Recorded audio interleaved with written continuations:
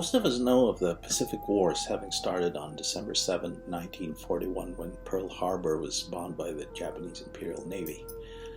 I'd like to do something a little different for this backgrounder. I'd like to dig deeper in the historical roots of the conflict and look at, shall we say, the story behind the story.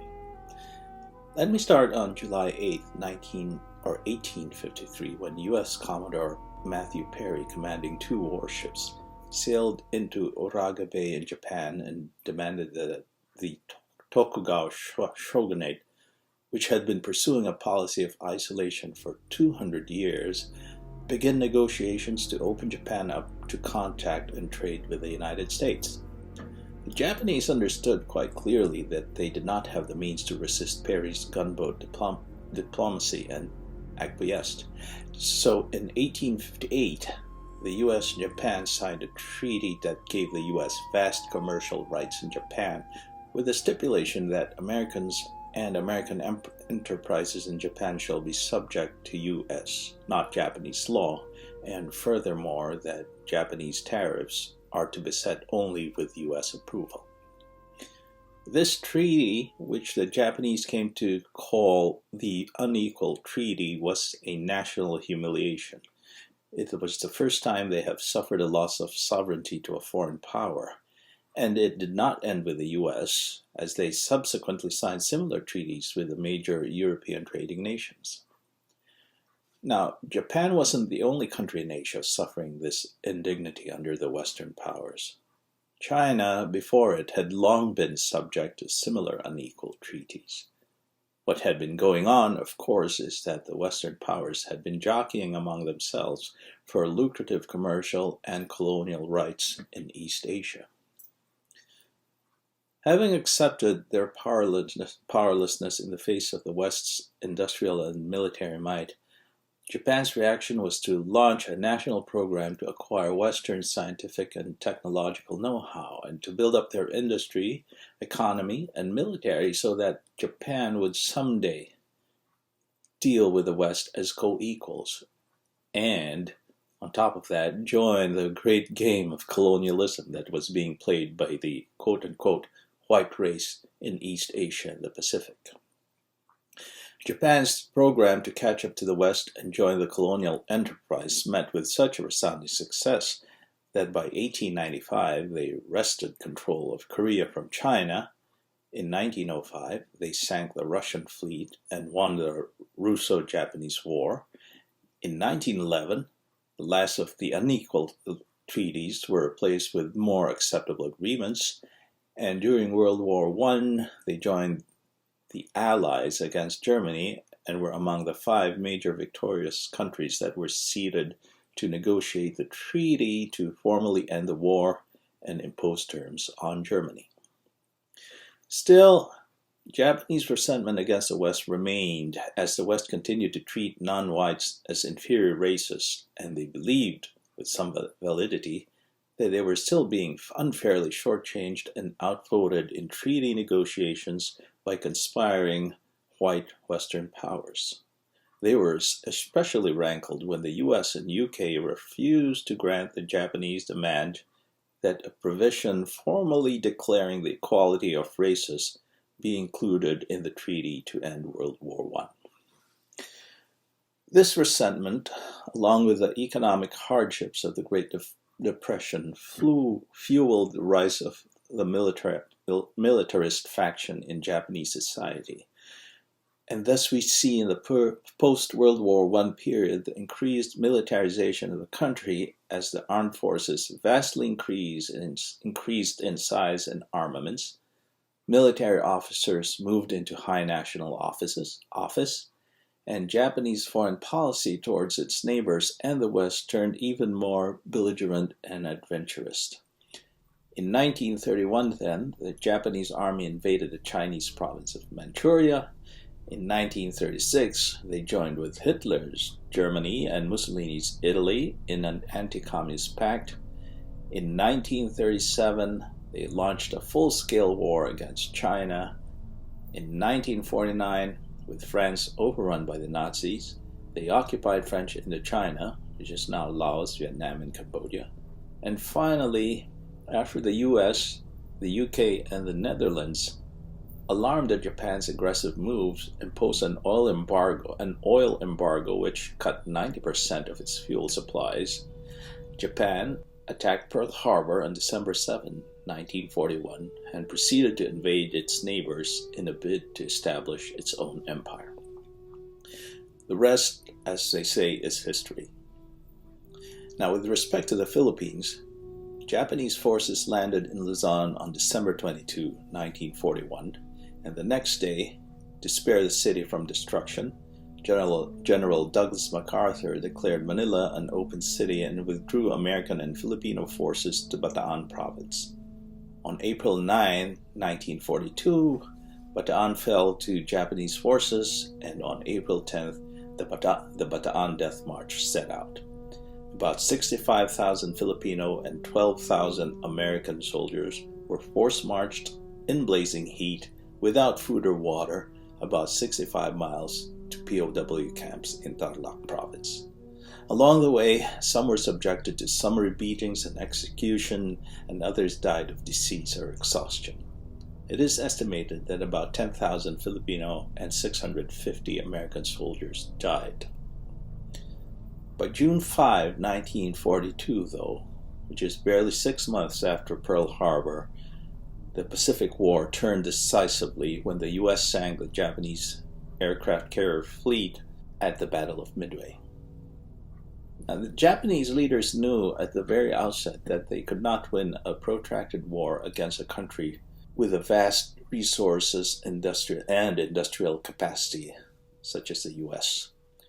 Their plan was to temporarily incapacitate the Allied armed forces, invade the neighboring countries to establish their empire, then sue for peace and hope that a U.S. preoccupied with the European war and dealing with strong isolationist sentiments at home would let Japan keep most of the territories they took.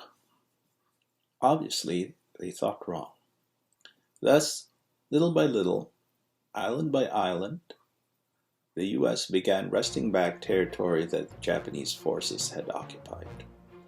On October 1944, MacArthur waded ashore on Leyte Gulf, along with 4 U.S. Army divisions. In January 1945, MacArthur landed in Lingayen Gulf in northern Luzon, and by February 3, 1945, the battle to take Manila commenced. But rather than withdraw from Manila like MacArthur did to spare the city's destruction, a rearguard of about 17,000 Japanese troops hunkered down, lay mines and booby traps, and blew up whole buildings to impede the U.S. advance. This led to fierce urban fighting and the city's destruction, as the U.S. could not make any headway against the Japanese without heavy aerial bombing and cannon fire. The Japanese troops also indulged in a frenzy of rape and murder of civilians of all nationalities. Witness reports tell of atrocities like systematic mass executions, assembly line beheadings, and bayoneting of infants and children. The victims included interned civilian foreigners and high-ranking Filipino officials, including 2 Supreme Court justices. Aside from these atrocities, thousands other civilians died from the heavy bombardment by U.S. forces. Estimates put the total civilian death toll to be at least 100,000, and Manila was deemed, after Warsaw, the second most devastated capital city in World War II. After a month of intense fighting, Manila was retaken on March 3, and on July 5, MacArthur declared the Philippines liberated from Japanese occupation. In the meantime, intense U.S. bombing of Japanese cities were being conducted, and on August 6, 1945, the atomic bomb was dropped on Hiroshima. 3 days later, Nagasaki faced the same fate, and on August 14, Japan agreed to the Allied demand of unconditional surrender, marking the end of the Second World War. Bayan ko, binihag ka, nasadlak sa dusa. Ibon mang may layang lumipad.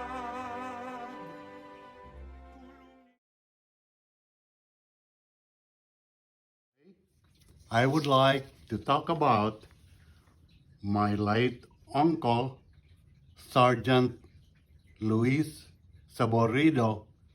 Tio Luis was my mother's older brother and earned a certificate in electronics from the Leyte Trade School in Tacloban City.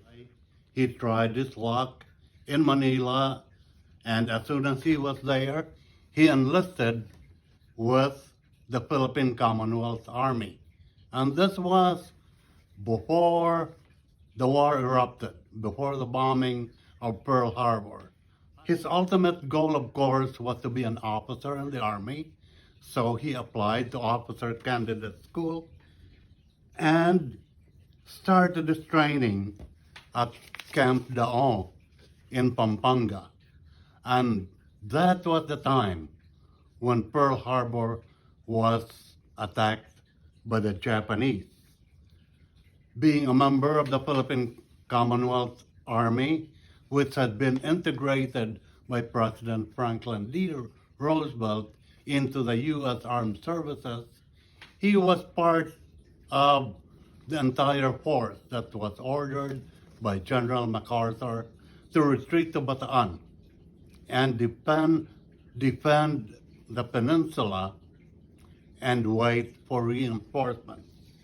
For 3 months, his unit resisted the Japanese onslaught. And unfortunately for them, and for the other Filipino and American troops, they were running out of supplies, armaments, ammunition, medicines, and food. My uncle's unit fought hard, even if they were hungry, starving, malaria and dysentery had broken out, and finally, on April 9, 1942, Bataan fell. He, together with thousands of other Filipinos and Americans, were rounded up by the Japanese army and forced to march for 68 miles. During the march, he was already feeling sick and he had to lean on some of his American comrades who also surrendered with him or were captured with him. He did survive the march and stayed at Camp O'Donnell, but by that time his health was already really poor. There were no medicines. The conditions in the camp were terrible, in addition to the maltreatment they were receiving from their captors. So he died of malaria at Camp O'Donnell. And it was so many months before my grandparents and his siblings heard of his passing. My name is John Sembrano. This is the story of my lolo, my mother's father, Tristan Nubla. Born in 1914 to the Filipina wife of a rich Chinese trader, and thus to what our pure-blooded Chinese relatives refer to as the legitimate side of the family. He finished medicine at the University of Santo Tomas in Manila. He was conscripted to the Medic Corps of the United States Armed Forces in the Far East, and not long after, found himself fighting for dear life in Bataan when the Japanese invaded. As we now know, they eventually surrendered, and thus began what is now referred to as the Bataan Death March. These are letters he was able to beg people to smuggle out of Camp O'Donnell, where they were interned after the march. Written on small slips of paper, in tiny handwriting, and folded many times over, they somehow found their way to my lola in Tondo, Manila. Back to the march. Malnourished, dehydrated, exhausted, and baking in the intense and stifling heat of the Philippine summer, My lolo did not think he could go any farther. He knew that Japanese death squads were at the tail of each marching unit. He turned to the person marching beside him and told him that he would not be able to make it. And if the other person survived, if he could find his wife and children, let them know he loved them and was thinking of them when he met his death. If we were this other person, how would we have replied? I think most of us would say something like, yes, I promise to look for them, perhaps even look after them, and maybe mutter, I'll pray for your soul. But this person said, no, I won't do that, followed by, I won't let you die here. He then did the unthinkable and lifted my grandfather onto his back and carried him the rest of the way, however long there still was to go. Maybe they were truly close and he loved my grandfather so. Or maybe he didn't know him at all, that he was just sick of seeing so much death that he couldn't bear to let another person die if he could help it. Or maybe he had a death wish himself, and he knew that carrying my grandfather made it more likely for both of them to perish. I've often thought of how different our family tree would look like if not for that supreme act of love and selflessness that this person showed my grandfather. My grandparents ended up having a brood of 6. At the time of Bataan, there were only 2, my mother being less than a year old. 2/3 of our clan would not be around today. My grandfather would not have built a hospital in Caloocan City in 1964, the year my mother graduated from medical school, and of which he served as medical director until his passing in 1982. It would have been unlikely that my mother would herself have become a doctor. My mom recalls that when they were children, they would visit this person's family and would spend Sunday afternoons with them, the kids playing in the field, the wife sputtering in the kitchen, and the 2 grown men sitting next to each other on the porch, looking out and seemingly without even exchanging words between them. Not that there was any need to. In their silence, there was already much that is said. And the only other thing that my mother remembers is that the person's name was Parais. Thank you. This is the story of my uncle, Carlos Sembrano, but is also the story of 2 brothers, Pedro and Carling. They were closest in age among 7 children who grew up in Dagupan, Pangasinan. Pedro, the older brother, my own father, was in college in Manila and stayed in school. His younger brother, Carlos, signed up with the United States Armed Forces in the Far East, Philippine Scouts Division. Soon after, at age 16, he was embroiled in a bitter struggle for survival in the jungles of Bataan. Wounded by machine gun fire and captured, he was forced to go on the now infamous Bataan Death March. After a few months of captivity at Camp O'Donnell, like most Filipino combatants, he was released, although as this letter shows, he was made to report to the authorities his whereabouts at all times. After the war, my father graduated from medical school, did surgical residency, then went to the United States and trained in orthopedic surgery. By the time he went back home to the Philippines in the mid-1960s, he was set to embark on a long and illustrious career. In the meantime, Uncle Carling tried to resume his previous life, but never really was able to. After everything he had gone through, how could he? Gone was a happy, carefree boy. In his place was a serious, short-tempered man who kept to himself. He led a hard life, mired in poverty. To add more misfortune, he suffered a massive stroke at the age of 47 that left half of his body paralyzed. By that time, my parents had already married. My mother remembers a few occasions that my uncle came over to ask my father for help. Needing physical assistance, he was always accompanied by his eldest son, Gabi, himself no more than 10 years old. The thing that struck my mother was how poorly dressed the child always was, which spoke of the hard life they lived. In 1980, at the age of 55, Uncle Carling passed away, never rising out of poverty, and perhaps never having conquered his personal demons from a brutal war fought long ago. Much of what I'm going to say today is very much the same as what I told when I participated in the discussion of the Bataan Death March at the Minnesota Historical Society last year in February. That was at the Harold Deutsch World War II Roundtable Conference. They had for their main speaker a renowned author of World War II books, and his name was James M. Scott. And the latest book that he had written was titled Rampage. The book was about the Yamashita, MacArthur, and the Battle of Manila.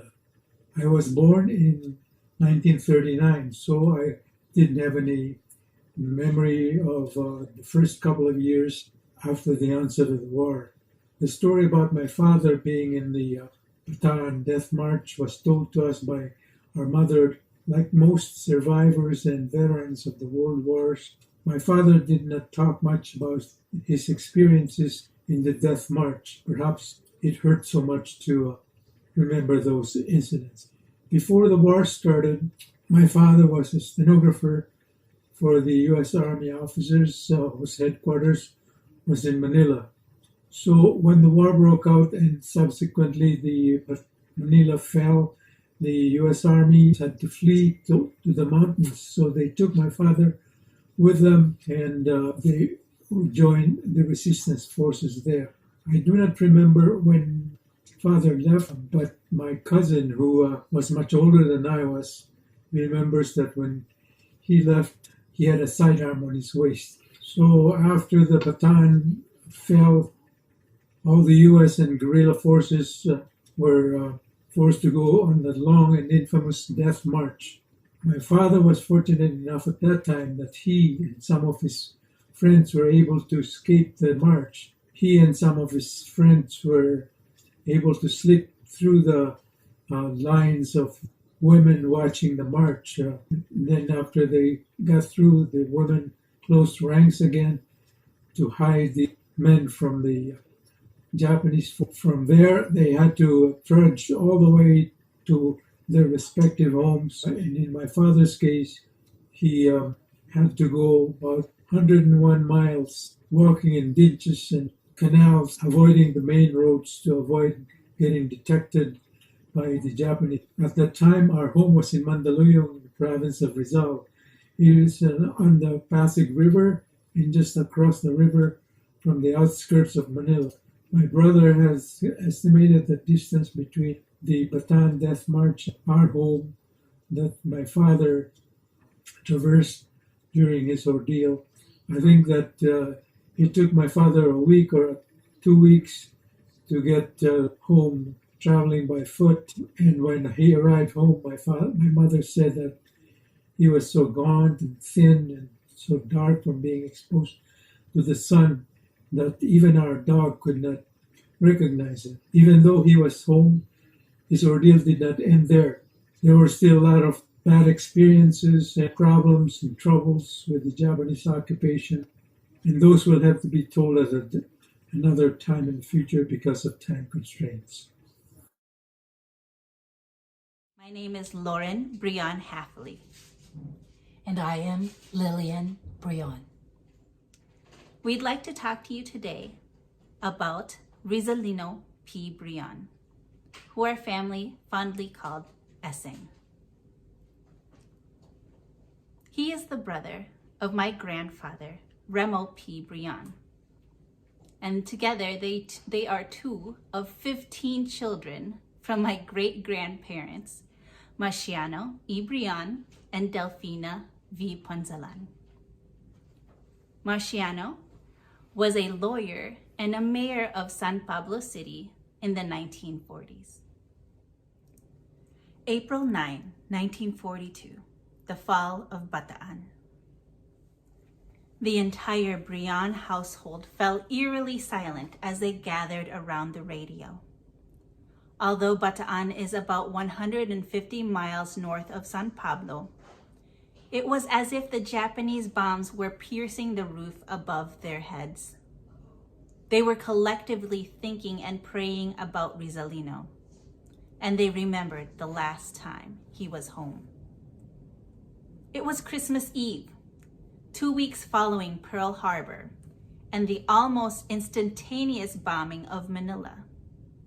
Unlike Pearl Harbor, though, the Japanese airstrikes at the Clark Air Base and Nichols Airfield in Manila were soon followed by ground invasion. Rizalino surprised them with a visit. He alighted from the army truck and snuck into the ancestral home. After tightly hugging everyone in the house, he revealed what everyone was afraid to hear. I was on my way north to Bataan, adding, General Douglas MacArthur, commander of the United States Armed Forces in the Far East, USAFFE, wanted Filipino and American soldiers in Bataan while moving the headquarters to the nearby Fortress Island or Corregidor. Rizalino was in a jovial mood as he hugged Papa and Mama before he and 2 other fellow officers finished off Mama's chicken tinola with papaya and sili leaves. Before leaving, Rizalino took Father's right hand, put it on his forehead. He then knelt and kissed Mom's hand. Mama, I'd been gone too long. I promise to stay longer next time. With that, he and his men departed in the middle of the night. That night was the last they saw Rizalino. Our family did not learn of Rizalino's fate for months.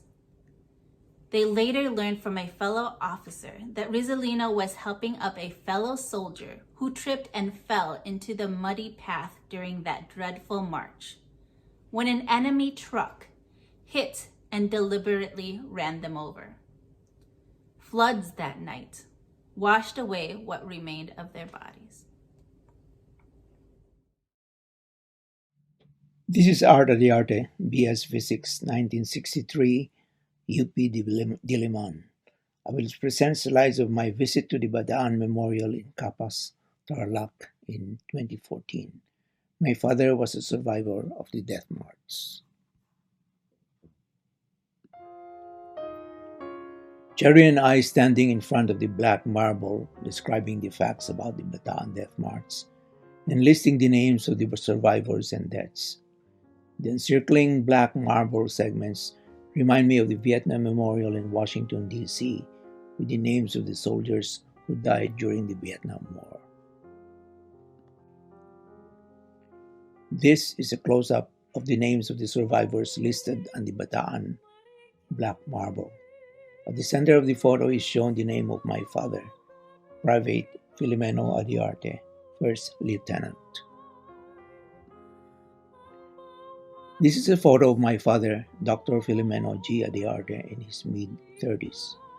He was a physician with the Philippine Commonwealth Army, serving with the USAFE, that's the United States Armed Forces in the Far East, under the command of General Douglas MacArthur. When I was growing up, my father didn't really talk much about his experiences. He told us that he sold his money on the sole of his shoes for security during the march. Another story is how the POWs who tried to escape from the march were mercilessly gunned down by the Japanese soldiers. Upon his release from Camp O'Donnell, my aunt picked him up to recuperate in our town in Ilocos. According to my brother, he bravely provided medical services to members of the guerrilla forces during the night. This is the obelisk, symbolizing peace, situated at the center of the black marble segments.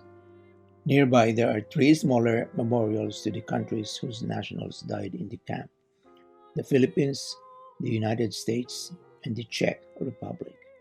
A small museum and monument is also on the site, built by an American group called the Battling Bastards of Bataan.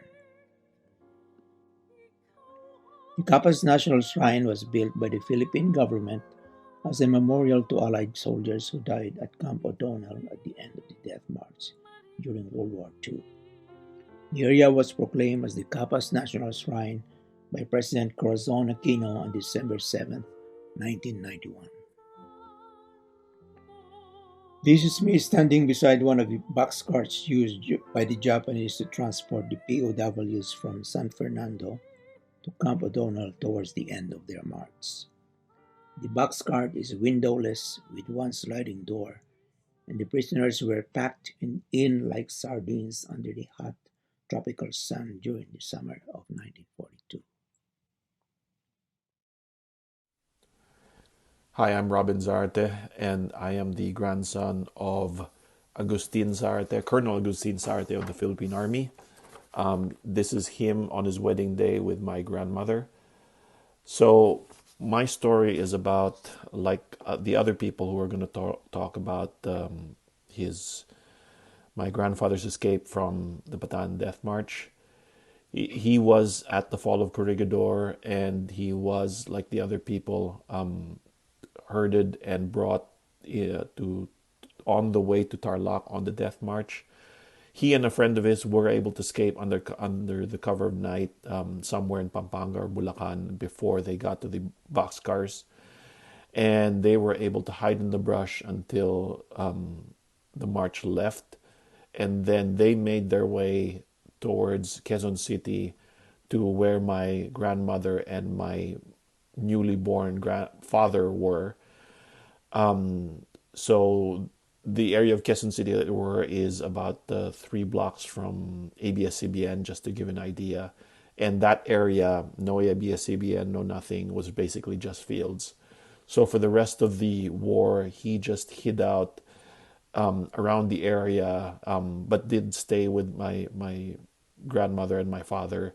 And then whenever a Japanese patrol would come in, he would hide, and they also had a radio that they could monitor goings on with, and he would take it with him. So after the war, he continued practicing dentistry until about his mid-50s, when he did suffer a mild stroke. And so by the time I met him, he was already a man of few words. And so I don't know if it was a stroke, or, like the other people will talk about, that he didn't talk about his war experiences. This particular anecdote I heard from my grandmother and my father. So so that's it. The only thing I would add is that I do remember one childhood memory that was sort of army related, was when he had to get his pension from Camp Crame. And so I was his first grandson, so he got me on his old Ford. We drove over to Crame. He picked up this pension, and along the way, he met a couple of his army buddies. And when they saw each other, they shook hands and they kind of lit up. And so, being a man of few words, it was nice to see him kind of chatting a little bit and smiling and gabbing with his army buddies.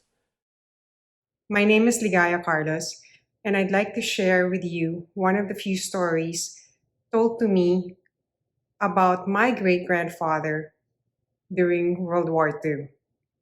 His name was Sixto Almeida Carlos. Lolo Sixto was one of the first veterinarians in the country and established a dog and cat clinic in 1927 below his family home in San Marcelino, Manila. That was located right next to Colegio de Santa Isabel. He was also an active equine practitioner and well known by cucheros in Manila for giving free services every Tuesdays. This story happened during the time when Manila was already occupied by the Japanese. So Lolo Sixto had a squabble with one of his employees. Stories I heard said that he was a gardener, a Japanese gardener. He was later fired as a result of this quarrel.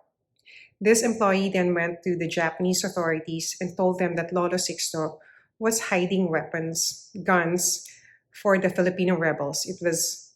These guns were found under the floorboards of the family home. Later, Japanese soldiers went to Lolo's home and found the guns where the employee said they would be found. They later arrested Lolo Sixto and threw him in the dungeons of Fort Santiago, where water from the Pasig River flooded the cells, depending on the tide.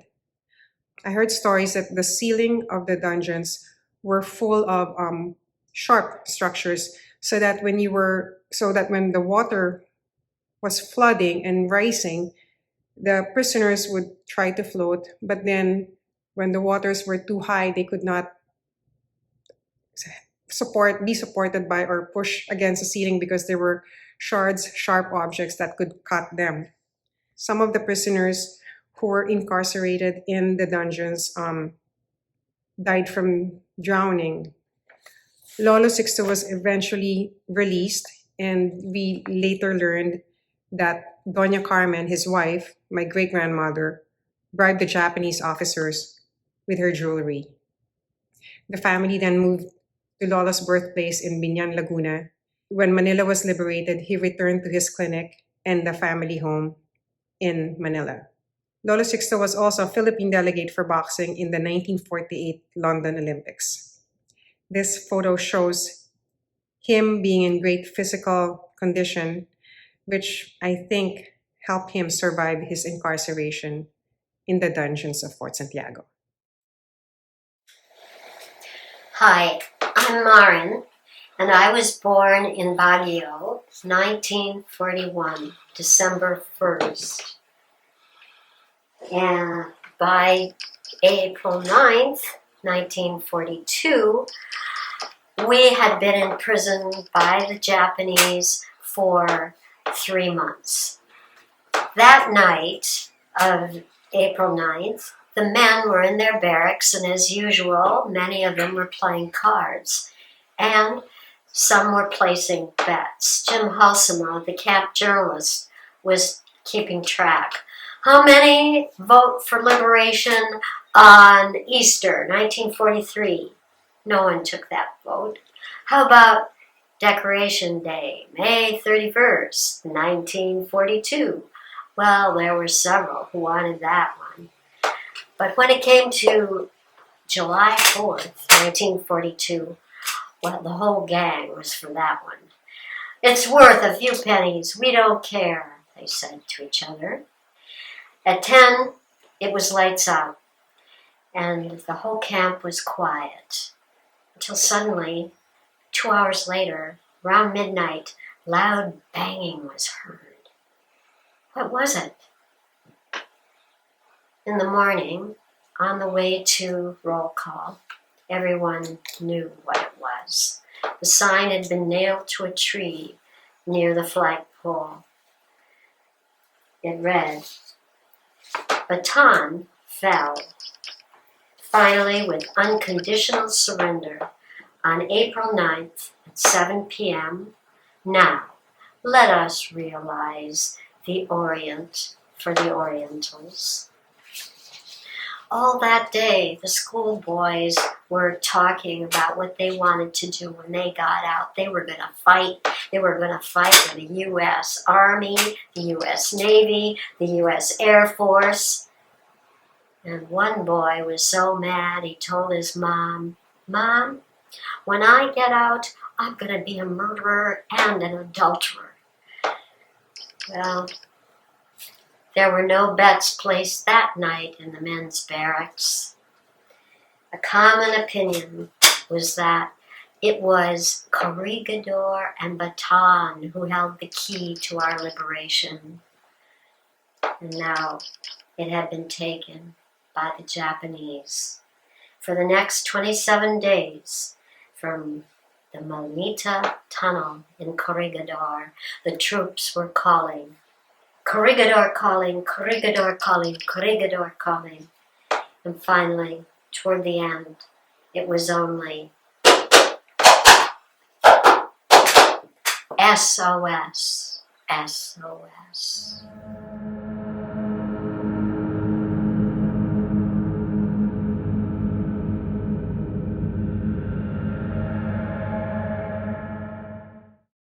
Meg Laesi, born and raised in a small island of Doong, a barangay of Bantayan Municipality, one of the municipalities of Bantayan Island, located northwest of the island of Cebu. Doong has a land area of about 5.5 square kilometers. It has a population of about 2,000 in 1990. What would have been its population in the 1940s? probably less than 500 people. This is a story my mother told us. A few years before the war began, people in Doong were noticing a Japanese person in the island. He was a carpenter and a fisherman, very polite and very well liked. The people marveled as to how fast he built houses. Also, they noticed that he was the first person who went to the sea and the last person to come back. Later, during the war, it was found out that this Japanese was a major in a Japanese naval intelligence. He was probably doing depth sounding of the seafloor for the Japanese ships to come in. You see, Doong is uniquely positioned as a passageway along the islands of Cebu and Negros. This now is the story of my first cousin, whose father, my uncle, was a guerrilla fighter. When the Japanese invaded Cebu in 1941, my uncle was a 19-year-old member of ROTC who has been mobilized into the U.S. forces of the Far East. He was part of the forces who fought against the Japanese soldiers who invaded Cebu on April 10, 1941. He was captured and sent to a prison camp south of Cebu City in Basak, where many of the prisoners were treated brutally and some were beheaded. My uncle was recognized by a Japanese officer asking, "Alberto," my uncle's name, "what are you doing here?" My uncle replied, "I am a soldier." The Japanese officer helped him get into civilian clothes and getting him assigned to kitchen duty. This officer was the very same person who has been in Doong before the war. He was a major in the Japanese naval intelligence and had been sent as a spy to the Philippines before the war. During my uncle's stay in the prison camp, he met Supreme Court Justice Jose Abad Santos, who later was shipped to Mindanao, where he was executed for not willing to cooperate with the Japanese. My uncle escaped the prison camp and eventually joined the guerrilla forces that continued to harass the Japanese occupiers. My mother told us the story on how the people in Doong had fundraising dances to raise money to buy dried fish to send to the guerrilla fighters. During an encounter with the Japanese in the mountains overlooking Cebu City, my uncle got hit in his left leg. He is a member of Disabled American Veterans. Thank you. My name is Janina Nakpil, and I am here to tell the story of my father, Eulogio Logi Nakpil, about his experience during World War II, particularly the liberation of Manila in 1945, since the whole Nakpil clan sought refuge at the Assumption Convent during that time. It was a short walk away from their home in Ermita on the Cota. It was known as the Cota, which is now Eme Adriatico. So the story was, during the liberation, during the carpet bombing of Manila, one of the American tanks had gotten into Assumption Convent. And the American soldier who was driving the tank was lowering his cannon, the turret, and presumably was about to fire into the crowd at the convent. They're assuming maybe the American soldier didn't know who the Japanese or the Filipinos were. And so when he lowered his turret, one of the nurses, either nurses or nuns, who was blonde hair, blue-eyed, jumped in front of everyone and shouted, "Stop, stop, these are civilians." So had she not done that, the whole Nakpil clan would have been wiped out. And that would always make my father choke up, thinking they would have been gone and I wouldn't be here to talk to you about this. So one story which involved just my father was the time when the Japanese retreated, and so all the civilians had gotten out of hiding and the streets were really packed with people getting to where they needed to go, to a safer place or a place that was less damaged because Ermita was really destroyed. And my family, the Nakpils, had to go to Santa Ana. During the evacuation, for some reason, my father got lost. He was 14, he's a scrawny little kid, and he was pulled away from his family, so he's lost. He was lost for 3 days. So can you imagine? 14 years old, you're lost, separated from your family, walking the streets of Manila with all the rubble and all the casualties and all the dead bodies. He was found 3 days later, and my father, he would kind of joke about it. He said he found a Jesuit residence, and he was fed very well. He was taken care of, and he said he had the time of his life. Of course, he was joking, but to think about it, to be lost, and to be a witness to all that destruction is, whatever challenges we face today pales in comparison to what they had gone through. That really was a great generation, my father's, and makes you really think about take things into perspective. What challenges really are. My name is Lita Vargas Maliksi. I was 3.5 years old when the war reached the Philippines in 1941. I remember staying inside a cold and damp underground tunnel with only a mat or banig to sleep on and an oil lamp to provide a hint of light. Overhead, we could hear airplanes and bombings. Inside the tunnel, it was only my mom, my grandma, my 1-year-old brother, and me. My father, uncle, and grandfather were up in the mountains fighting with the guerrillas.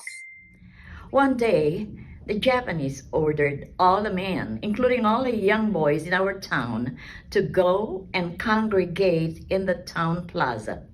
We called it Zona. My grandma called me and said, "Lita, are you a brave girl?" "Oh, I am a brave girl, Grandma," I said. "Well then, go to the plaza and bring this jar of water to your uncles. And remember to bow to the Japanese soldiers." She had to send me since adult females were not allowed to see the men. I found my uncles sitting together, looking sick and helpless. They quickly drank the water to the last drop. "Lita, go back home," they said, "and on your way out, do not look at the soldiers. Just bow and slowly walk away, and do not run."